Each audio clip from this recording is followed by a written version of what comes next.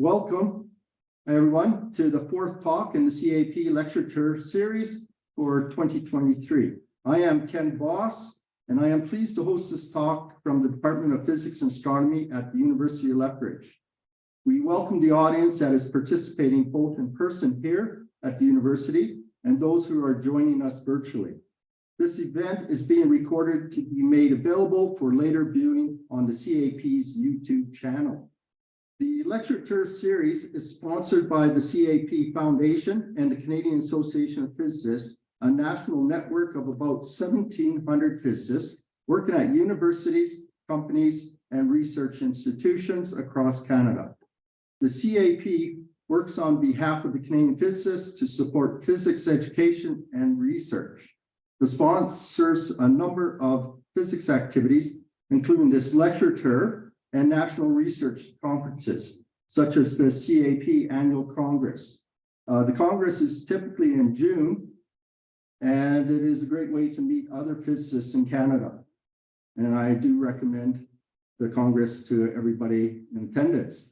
The CAP also delivers a number of programs for undergraduate and graduate students, research conferences, physics scholarships and prizes, and a student advisory council. And there is a lot more that CAP offers.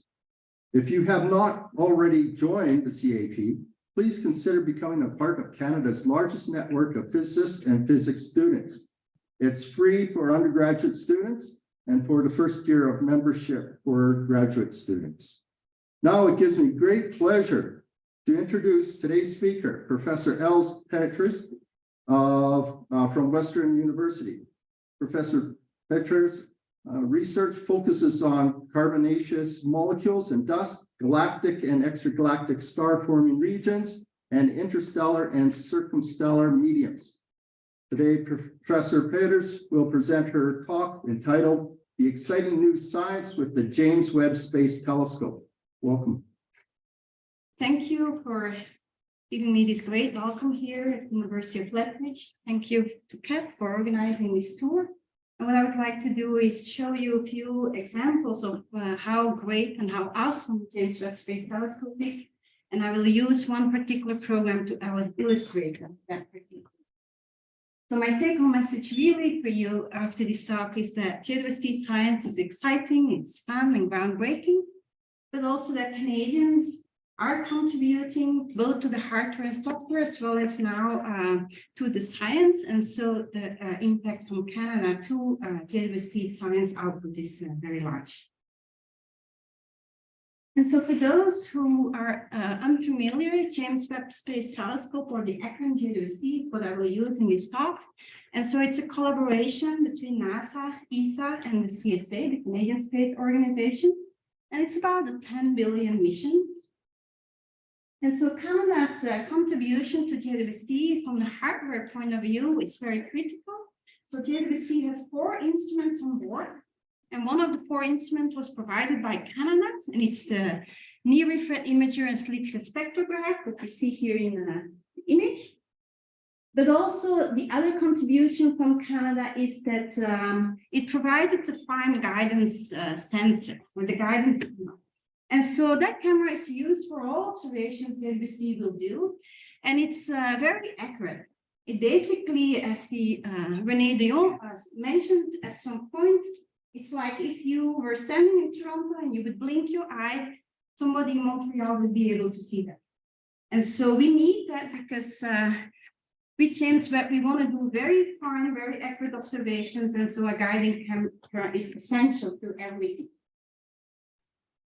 And so you may remember on July 12th in the past year that you basically could not escape the news without seeing these awesome, wonderful images that JWST was coming up. And so that kind of already signals the groundbreaking research that everybody was expecting that JWST would do. And so that's a little bit what I would like to show you here today, based on a simple example. But first, I would like to explain to you a little bit of the background of why scientists were so excited about JWST. And the first thing I do in this slide here is I basically compared JWST with the Hubble Space Telescope that you may have heard about, but also the Spitzer Space Telescope, which is a prior infrared telescope. And so the difference between Hubble and JWST is largely, or one of the differences is the wavelength or the energy of light that it can detect. And so Hubble is mostly detecting visible and optical light, while JWST is geared towards detecting infrared light. The other major difference between the three telescopes is the size of the mirror, and sometimes size matters. And so in telescope size does matter, because if your mirror is bigger, you can see there's a larger waving bucket that you have, and so you're basically collecting more photons. And so that means that you can detect fainter objects, either fainter and close to us, but also if you can detect fainter things, you can look further back about objects, further away from us, so further back in time. And so that are the two great aspects from JWST, how it differs from Hubble. But the difference with Spitzer is really Spitzer was a tiny mirror and JWST is much, much larger. And so why do we want to go to the infrared? JWST basically is able to peer through the dust. And you know that firefighters, when they have to go and see, rescue somebody in a burning house, they put on goggles so they can look through the smoke. JWST are our goggles to look through the smoke of the universe. Because there is not only dust here on Earth, but there is tons of dust in space. And so when we talk about dust, we talk about solid state particles, very small. The sand on the beach, for example. An example, if you have a fire and the ashes is very small, it's also dust. And so this dust is everywhere in space. And so if you look in space, the area between the stars, it's not empty. Okay, there's material between space. And it's similar if you look outside in the sky. You have all kinds of clouds. You have cirrus clouds, you have these dark gray clouds that tells you there's a thunderstorm coming. And the same happens in space. The interstellar medium, the regions between the stars have all kinds of clouds. And one of these clouds, we call them molecular clouds, are very cold and dense regions of dust and gas. And it's in those dense cold regions that stars form. And so what happens if the conditions are right is these molecular clouds, they will collapse under the gravity and form stars. And so if you look at a cloud, let's assume our cloud is spherically symmetric for simplicity. And so your cloud will collapse, your star will be in the center of that collapsed cloud, and so it will be hidden. And we want to see that star, we want to look through the molecular cloud, through the dust. And so when you talk about molecular clouds, they're cold, we're talking about a few tens of Kelvin. Okay, and so hydrogen is in molecular form. And so when we talk about stuff between the stars, we always refer to hydrogen. Whether hydrogen is neutral, whether hydrogen is molecular, or whether hydrogen is ionized. And so molecular clouds are, as the name says, are molecular. There are thousands of solar masses. They're very large, but they're also very dense. They're the very dense parts of the ISM, the interstellar medium. But dense means still quite, vacuum compared to what we have on Earth. Okay, the magnitudes are quite different. And so here in this image, you see a star-forming region from another prior infrared space observatory, Herschel Space Observatory, and everything that's kind of reddish and brown is emission from our dust. And then you can see these large bubbles, like here, these large bubbles in the center. And so these are kind of bubbles that are created by the young stars. And so I already mentioned that, everything in astronomy referred to hydrogen. And of course, the reason for that is if you look at the cosmic abundances, hydrogen is the most abundant element. So if you say the region has ionized hydrogen or neutral hydrogen, it kind of defines the regions below. So I mentioned JWST can peer through the dust. And so that means we can witness star formation. And what better to show you that or illustrate that by these fantastic images that both Hubble and JWST have made. These are called the pillars of creation. It's a star-forming region. And so the left image that you see here is from Hubble. And so you can see a lot of blue emission, but then you have these dark pillars. And most of the dark pillars, they're dark. There is no light emitted there, or Hubble cannot detect it. And so that's because the dust in those pillars is basically absorbing all the light. And we cannot see it. The light cannot reach us. If you go to the middle, you see a JWST image in the near infrared. And if you compare the left with the middle image, you can actually see some stars popping up. You have 4 stars over here that you actually don't see in the Hubble image, but there are also a bunch of stars that pop over here that you also don't see in the optical. And so just by changing the energy of the radiation you detect, you can actually probe different processes, and you can probe some star formation that's ongoing. Now, this dust is absorbing this optical light, this visible light, amongst others. We know if things absorb energy, they get hot. It's that are hot, will emit radiation. And so the dust will emit radiation, but not in the optical. It will emit radiation at longer wavelengths because they're colder. And so that's what you see here in the right image. This is also JWST image, but at longer wavelengths. And you see there the emission from the dust that was before blocking the light in the optical.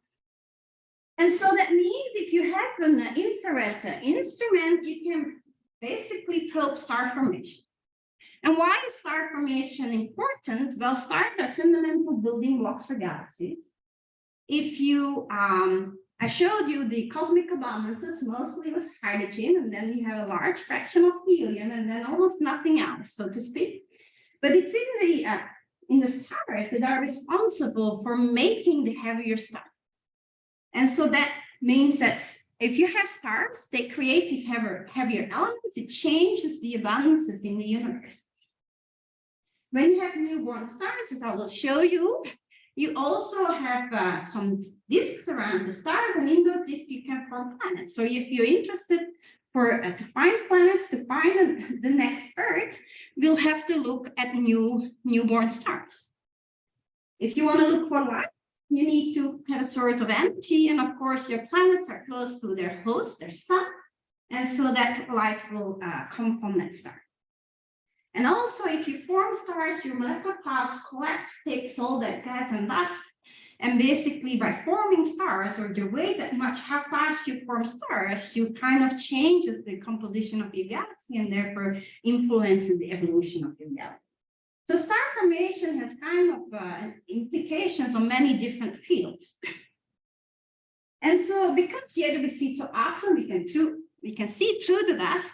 As a field, we came together, and we basically, almost our entire research field came together, and we proposed a program for JWST to the early release sciences. So this was one of the first programs that would be executed.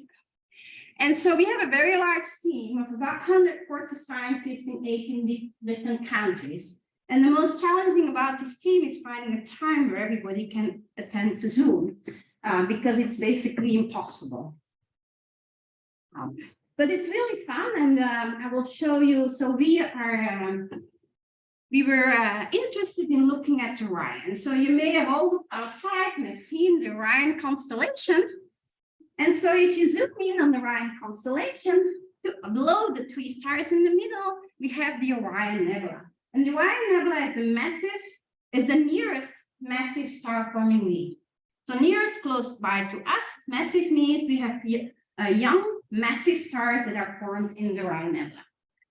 And we know that there are not just young massive stars, there's tons of star formation going on. And so the Orion Nebula is often referred to as a stellar nursery, because stars typically do not form alone. Okay? And so we know this is a Hubble image, so this is nothing new. Hubble has seen that already before us. And so what we decided to do with our program is we were going to look at the heart of the Orion Nebula.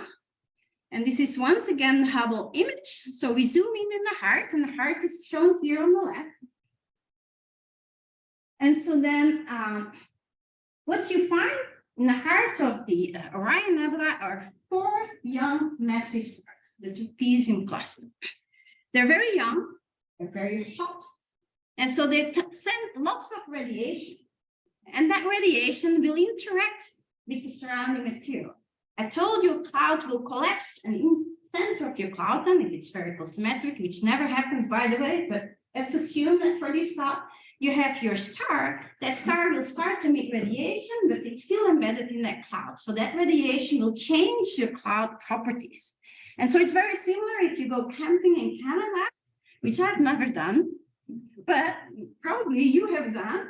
And so if you make a fire, then of course, close to your fire, that radiation, it will change the surroundings and the snow will melt. Now, so these massive stars are very hot, lots of radiation, but there are different types of radiation. And with different types mean it's like different types of energies, okay? Some of the radiation is, its energy is higher than 13.6 eV, so you can ionize hydrogen. And so that region where hydrogen is ionized, we refer to as H2 regions. Then we have radiation that is no longer able to ionize hydrogen. So it's below 13.6 eV, but that radiation, so UV radiation, basically drives the physics and chemistry in regions just outside the ionized hydrogen region. And that these neutral hydrogen regions we call photodominated regions because they're dominated, the physics and chemistry that happens in these regions is dominated by the UV radiation. And we call them PDRs. And that system in an ideal world and our spherical cloud is embedded in our molecular cloud. And so we have kind of a shell-like system. In the center, you have your star, surrounding a little ball of ionized hydrogen, surrounding another shell of neutral hydrogen, and that's all embedded in your molecular cloud. And so we have our trapezium cluster here, our 4 young massive stars that will interact, that will create those different regions, will change the temperature, the density, the composition of that material. And so that will influence the formation of stars and planets, because in that molecular cloud, star formation has not come to a halt. Star formation is still ongoing. And so it will influence the star formation. Clearly, if you have star formation going on, there may be planets, etc. And as I said, if you have star formation going on in a galaxy, it changes how your galaxy evolves. Now, if you look at this pretty image here, it's still an HST image. This image is a projection because we are looking at the projection of your star forming region on the sky. And so we cannot really take that sphere with the molecular cloud and the PDR and the H2 region and take it to our lab and kind of dissect it. We have to deal with the projection of the nebula on the sky. And so that means if you want to study, how that radiation of your star changes, you want to look for the perfect laboratory, that you have to you cannot create it, but what's available, you want to pick the best source. And so Orion has a particular area here on the left, lower left, that kind of shows like a bar. And so that has a unique orientation. Because I mentioned everything is a projection on the plane of the sky. But if you look at this cartoon here on the right, if you look from below the cartoon, you always see on the left all the green, in the middle all the gray, and on the right the houses that are colorful. Okay. Now, if you were to look at from the sides, starting from the blue viewpoint, any position you would take, you would always see first green, a bit further away gray, and a bit further away the houses. And so that means you have everything of all the colors along your line of sight. If you have the blue viewpoint, if you have the red viewpoint, depending on where you stand, you only have green or only gray, so on. And so this particular area in Orion, this bar here, has exactly the geometry so that we have the red viewpoint. And so we see all the different regions here illustrated by colors separated from each other. Okay? And so I will refer in the remaining of this talk a lot about the rainbow pick. And so that's the analogy that I will use. And so that's what we want to know, because that region is what we want to, because that's a very nice laboratory. Everything is nice and clean, very nicely linked. Okay? And it goes from hot, close to the star, and colder further away. And so what does that mean? if you want to look at how things change, I already talked to you about close to the stars.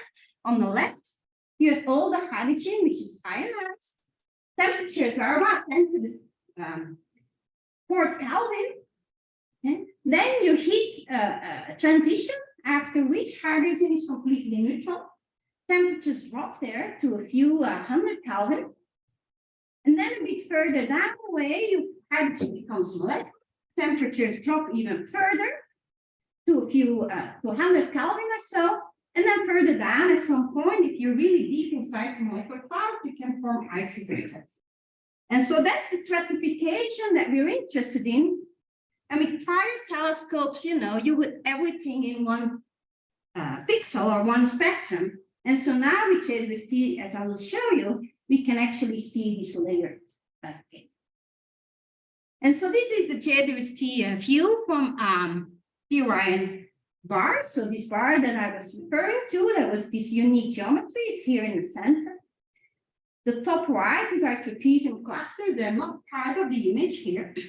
And so this is a composite image of all different types of filters. So what we did is we took an image of the region at different energies. And then we just combined them. We gave each filter a certain color. You combine them, and then you can create these pretty images. Yeah. And so this is the first thing what we saw from these images. And so first of all, I think it's very pretty, but you see that it's very structured already. And that's, you know, the first impression that you get. And so what we can do is we can zoom into this region over here in the box. And so kind of have a quite a detailed look at our layered cake and see what we found. And so, as I said before, close to the star in the top, we have ionized hydrogen, high temperatures, and low density. Within this context, of course, 100 particles per cubic centimeter. Where you see the orangey one, you have temperature of 1000 Kelvin, neutral hydrogen, densities of 10 to the 4th. And in the bottom, where it's blue, you have molecular hydrogen, temperatures down to 30 Kelvin, and densities up to 10 to the 5th. And so here I show you also, once again, a composite image, but we only use 3 types of energies to make the composite image. And so the first question is, do we see our layered cake? Of course, because that's what we wanted to know, because that's how we can figure out what the exact processes are happening. And so the composite image is based on the 3 little images that you see on the right. And you see a dashed line in all of these images. It's the same position for all the images. And you can clearly see that what I call the bar in the blue image is above the line. And the blue image traces hot gas in this particular case. So the ionized region. While if you look at the red image, the bar is clearly below the dashed line. And so the red here traces warm, large molecules that are located in the neutral hydrogen gas. And the green is a combination of lukewarm gas and warm dust. And so you can see that the green overlaps to some extent with the red. And so we have already seen, we see a little bit of layers here, okay? The hot gas is clearly displaced from the warm gas and dust. But if we go a step further and we want to look at, on the left, you still have the warm large molecules that are just below the dashed line that I showed. Now we're going to just take the lukewarm gas and remove the warm dust. You can see that there the bar has displaced again further away from the stars. And so we do see our layered cake structure. So all is good. Well, you know, if you look at our cake, the layers are very clean. If you look at our images, especially in the green, there's no such thing as having a uniform green layer. There is tons and tons of structure that we had not seen before in the infrared. And so that, you know, our layered cake, yes, to some extent, but it's clear once we get, you know, these JWST images in that life is far more complicated, and there's no such thing as a uniform region. This is exciting. It just makes your life a little bit harder. And so we don't only have these nice, beautiful images, but we also have spectra of these different regions. And you know from spectra that if you measure the brightness in function of energy, you can have certain, every element in the, and every molecule has its unique fingerprints, its unique set of lines. And so that's how we know where certain regions come from. And so this blue box shows us where the area over which we have spectra. And I show some template spectra on the right here of the image. And so you see tons and tons of lines, which is on itself amazing. But so from the ionized gas, you can see we have this series of lines that with increasing intensity, if you follow my mouse a little bit, okay? So these lines come from the ionized gas. And so they're very strong if you have a spectrum here in the ionized gas. If we go to the neutral gas, we see that this band over here, it comes from our large molecules, is the strongest. But if we go to the colder area, we see lines popping up, for example, this one over here, and there are two lines over here that are unique to the the colder region. And so by having this spectroscopy, we can figure out what the temperature and the density is in each of these regions and figure out also what the composition is so that we can understand how the composition of your material changes because of the radiation of this young massive star. Now, this is, of course, not the first image that we saw in the infrared from Orion. Orion is very popular. And so this is the image from the prior on the left here, from the prior infrared telescope. And so we can see that JWST has much, much sharper iris. And so you can compare that with the two images here on the right. Before, we probably saw it was a person, but we couldn't say if the eyes were blue or red and if the nose were broad or narrow or so on. With JWST, we have that detail. And so we can, of course, if you want to study these layered structures, space is far away. You want to have as much detail as you can so you have, you can resolve that difference. And the Orion Nebula is nearby. And so that also means that the sharpness of JWST's corresponds with a much smaller physical distance in Orion than whether if you look at the faraway object. And so Orion in that sense is ideal. Not only the geometry, but the fact that it's nearby means that we have the sharpest images that we can get. Now, this is not the only thing we can see in our Orion Nebula. I already mentioned it's very highly structured, much more than what we expected in advance. But in our images, we have all kinds of different things hidden. So we have a very bright star in the image that is blown up here on the left. It's a star you can see in a dark spot with the naked eye. And we can see that that radiation of the star is also changing and illuminating its surroundings, as what I was talking about before. Over here, we have a young star, which is hidden inside some material again. But this one is probably most interesting. You have a young star. You can see the disk over here. For a reference, the orbit of Neptune is shown here by this ellipse. So it's a bit larger than the orbit of Neptune, the disk. And then you see that this disk is embedded in the cocoon. And so what we're seeing here is a young star with a disk that's embedded in a cocoon, and that cocoon is eliminated by the radiation from your bright stars outside of your little star that you're looking at.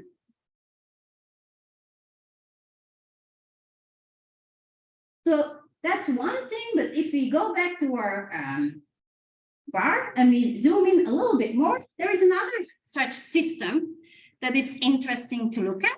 And so I have a zoom up here, again, for reference, the orbit of Neptune.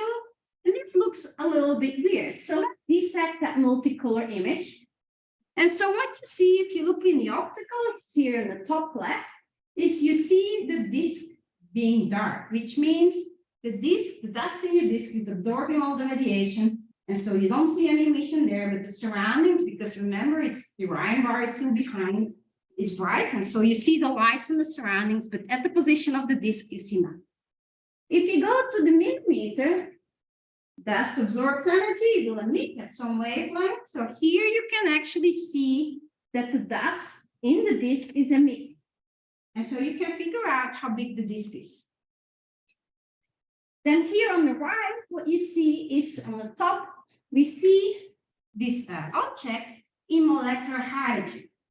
So that was the region where you have temperatures of 30 Kelvin. And you see that it's kind of almost illuminating this area surrounding the disk and has a bright spot on the top right. If you look at the large carbon molecules, they come from the neutral hydrogen gas. You can see a similar structure. The disk is dark and there is enhanced emission from these large molecules surrounding your disk. And so what are we looking at?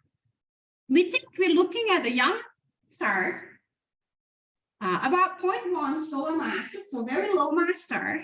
It has a disk on it that we've seen. And around that disk, we have a molecular envelope because we saw it in molecular hydrogen, we saw it in the large pH molecules, we see it in some other molecules as well.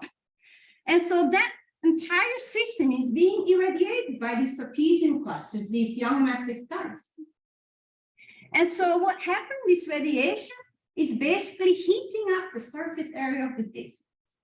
Temperature increases, pressure increases, and so what's going to happen is that there is some kind of flow of material away from the disk. And so the disk is basically losing its mass slowly over time. Now, this is clearly important because it's in the disks that you form your planets. And so if your disk is losing its mass, depending on how fast, well, if your disk is losing its mass, it will set a maximum on the lifetime of your disk. And so we have not only imaging of this region, we also have spectroscopy. And here I show you a difference. So the background, the Orion bar, is shown in blue. And the young star with the disk in the cocoon is shown in black. And you can clearly see that the two spectra are different. In many different aspects, you see that, so these are the emission of the large molecules. So we have an enhanced emission of the large molecules in our disk. We also have, for example, this line over here comes from molecular hydrogen. It's not very strong in the background, but it's very strong in our system, our young star. And we also have all these lines, they're not noise, they're real. These are emissions from molecules. And so CO, we see emission from CO, we have molecular hydrogen, you have a few other small molecules that are out there. And so because we have so much information from these molecules, simple molecules that we know reasonably well, we can determine, based on the observations, the density and the temperature in this molecular envelope. If you have a temperature and density in the molecular envelope, you can determine the mass loss rate. So that's how we determine how much mass this disk is losing. And then we can also set a lifetime on the disk. And so this is just an example of what we at work can do. We have detected the holes, a few new species, which I cannot reveal, unfortunately, small molecules. And so this is something that because prior to JWST, you didn't have the spatial and spectral resolution to detect them, but now with JWST's capabilities, you basically can detect new species, can detect, or, this is the first time that we see live in action that the disk is basically evaporating. It's losing its mass. And so these are all things that JWST, thanks to the capabilities of JWST, is possible now and wasn't possible before. And so with that exciting thing, I hope you convince you that JWST science is exciting, fun, and groundbreaking, and that Canada's contribution is very large. I have two more slides before I end. It's first of all, I'm from Western.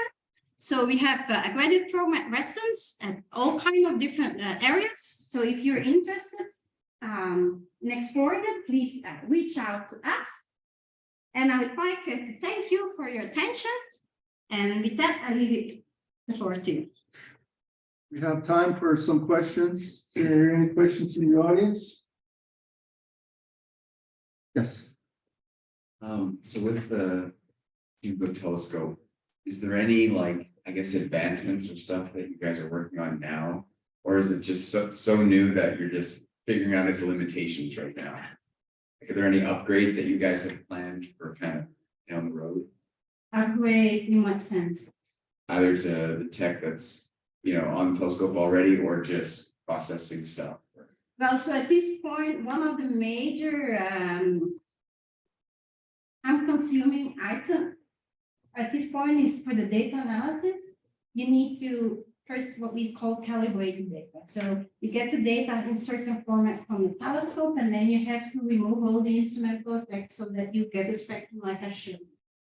Now, most of the calibration, so they have, before the instruments were around, they were all tested on the ground, and they had tested the calibration, had some calibration in place, and that's what we use it. But as soon as JWST was launched, they start doing all these tests again, this calibration in flight, in space, because things change. And so that process is still in progress.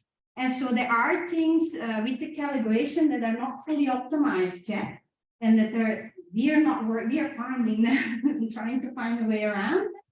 But the instrument teams are working very hard, and we'll be working a couple of years to kind of completely optimize the calibration. So that's one of the main things that hampers us a little bit. Now, as I said, we detected a few things. We have also found lines. We have no idea from their molecular, but we have no idea which molecules. And so now we're basically reaching out to spectroscopists, to astrochemists, because this is chemistry, to find out, okay, which molecule, this is what we see, what we know, what we see, what else can we expect? And, our models are not used to these type of details, these accuracy, and so we also are updating our models as we go along. So it's really an interplay, we have a large team, and that's also driven. We have astronomers, but we have chemists, we have physicists, we have people who work in the lab, we have people who do theory, because we need that information in order to understand our data. And so it's there are many challenges, but it's exciting. You find new stuff, and even if you don't know what it is, you look for, at some point you will find out what it is. Thanks. From Zoom, there's a question. Is there sufficient data to estimate a 3D image? Not with JWST, but there are some estimates about how Orion Nebula, this particular region, how the 3D configuration is. And for that, what you need is a velocity information. And so there's a prior infrared observatory was Sophia. It was a plane in which they put a telescope. And so there was an instrument there on board that had very, very high spectral resolution, so could see these velocity components. But also ALMA on the ground, gradualists can see that. And so if you have velocity information, you know how the gas is flowing in your line of sight, because then it's Doppler shifted.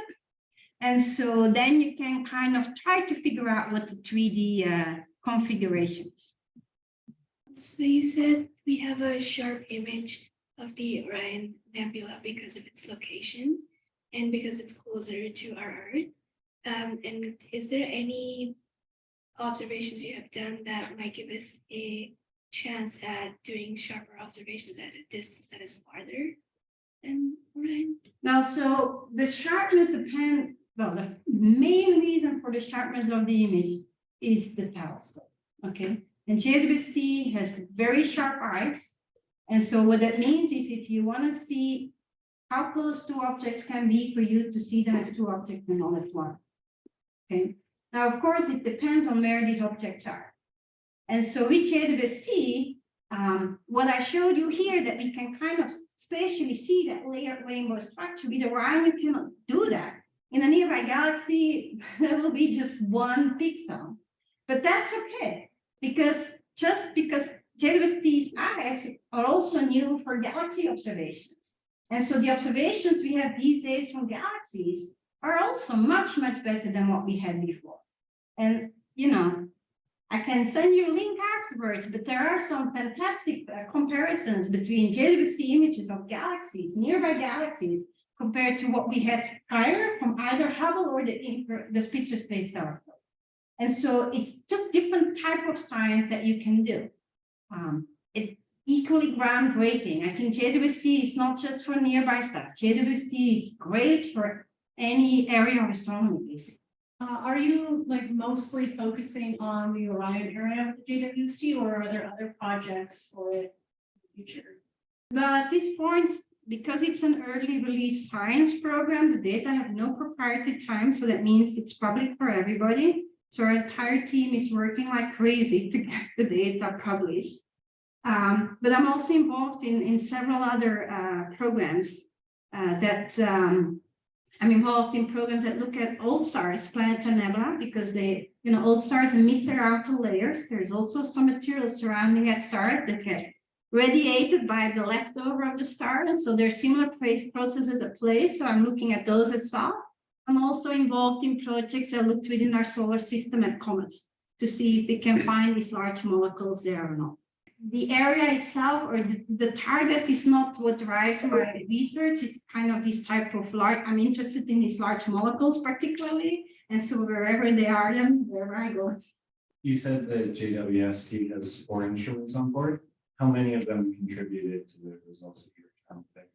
We use the NIRCam instrument. It's an imager in near infrared. We use the NIRSpec, it's a spectrograph in the near infrared, and we use MIDI. Imager and spec. So we use all but the Canadian system. No offense. Would it be useful to put a telescope on the moon? People are looking into that to put the telescope on the moon. If you have telescopes here on the ground, what you are limited with is the Earth atmosphere. And so that means that, for example, in the infrared, a large fraction of the energy in the infrared you just cannot observe with your ground-based telescope because the Earth's atmosphere will block it, will absorb it. And so there, of course, at the moon, there is no atmosphere. So people are looking into that in figuring out what the feasibility of that is. So yes. I have a question. Are you able to go back to the slide with the ring star and the jet? What is the jet made of? Is it outgoing from? Yes, it's outgoing. So what happens if a star forms, your cloud collects, your cloud had some initial rotation. And so it's the same as you make a pizza. Now you start rotating it, flattens, and you have your disk. And so the origin of the jet is not really known. It's outgoing. It's very collimated. And so we think it has something to do with magnetic fields. So the material in the disk that's interacting, some of the material in the disk will go on your stars when it's still forming. And so that material may interact with the magnetic fields and create the jets, but we really don't know at this point. And you don't know what the jet is made of? It's high energy material. So you can, if you see in the images that I showed you, you do not see the jet in any of the molecular elements, because you also don't see it in, this is ionized hydrogen, you don't see the jet here. It looks similar to me to what happens with pulsars and their outgoing. Is it a similar phenomenon? There is some overlap. I mean, but clearly the details will differ because you're looking at completely different targets. But yeah, also black holes, when they have an accretion disk, they tend to have jets as well. So jets are not uncommon in. What is the largest molecule found? C70. C70. 70. Oh. Fullerene, C60 and C70 are the buckyballs. Yeah. And so they have been found in space in 2010. Those are the exceptions. So the large molecules I'm talking about, we think they come from polycyclic aromatic hydrocarbons, and they have roughly about 20 to 50 carbon atoms, but that's all we know. We have not identified a single one of them. Every other molecule that is identified between C60 and C70 are all the small ones with up to 17, 18 atoms. So the large molecules that you see here, their emission We think we know the chemical class because their emission corresponds to that, but we cannot identify them because their emission on the different types of molecules within that class overlaps. With the data going public so quick, are there challenges, and there's certainly challenges for the team that you want to get your work done really quickly. Have you noticed sort of people who have no idea what they're looking at, just trying to publish things because it's public? Not for us so far as we know. I think that, most of our field is in our team. That helps. But if you look at, extragalactic research, yes. I mean, all the data that were public, everybody jumped on it, and not everything that was published will stand proof of time. As I said before, I'm Surya Das, Regional Coordinator for the 2023 CAP Lecture Tour Series. At this time, I would like to thank the National Coordinator, Professor Gwen Grenier, the staff in the CAP office, Francine Ford and El Molloy, the administrative support in Lethbridge, Naomi Kramer, and our host, Professor Ken Bose, for helping organize today's talk. Thank you, Professor Peters, for an excellent presentation, and thank you all for participating. Thank you to the CAP Foundation and its generous donors who have made the CAP Lecture Tour possible. Please consider making a donation, charitable donation today to support this program and many others. I strongly encourage everyone to attend the CAP Congress to be held during 19 to 23 June this year at the University of New Brunswick. Thanks again, everyone. Have a great day. Thank you. Merci tout le monde. Thank you.